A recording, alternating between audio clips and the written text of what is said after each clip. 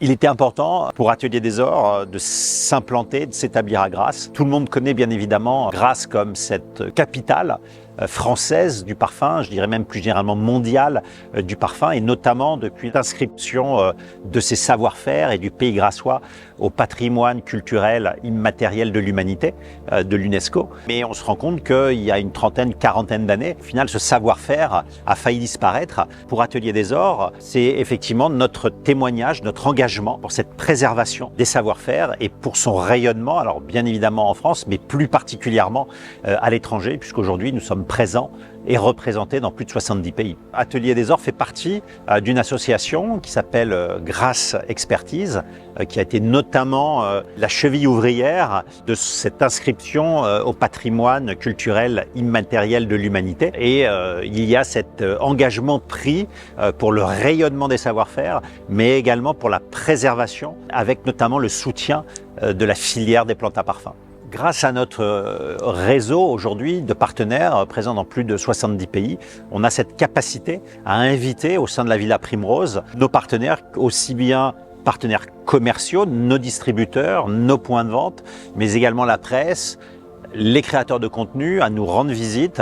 On a ces moments de partage, ces ateliers au sein de la villa, mais aussi ces rencontres avec les différents acteurs, que ce soit ces producteurs de plantes à parfum, mais également les visites d'usines de notre partenaire DSM Firmenich, où on peut voir effectivement la transformation des ingrédients. Et ce qui est véritablement important, c'est cette prise de conscience de ce temps long, de la difficulté aujourd'hui du travail de la terre, de ce savoir-faire au niveau de la transformation des ingrédients. Et au final, ces partenaires aujourd'hui deviennent nos ambassadeurs à l'étranger de ce savoir-faire du pays grassois.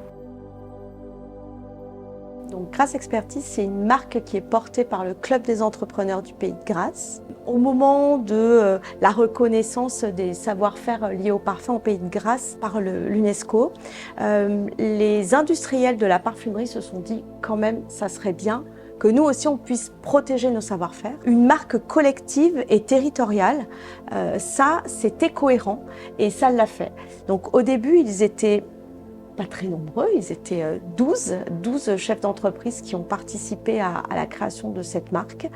Et aujourd'hui, ils sont 94. La particularité de Grasse Expertise et de notre écosystème grassois, c'est que sur un petit territoire, on rassemble un écosystème unique au monde qui va de la plante à parfum, puisqu'on compte des agriculteurs aussi dans la marque Grasse Expertise, jusqu'aux produits finis, dont vous êtes un exemple, en passant par les transformateurs, les maisons de compos, toute la partie formation aussi, partie l'Université Côte d'Azur, des gens comme passionnés par exemple, qui font partie aussi de cet écosystème-là. Ça, c'est vraiment une plus-value.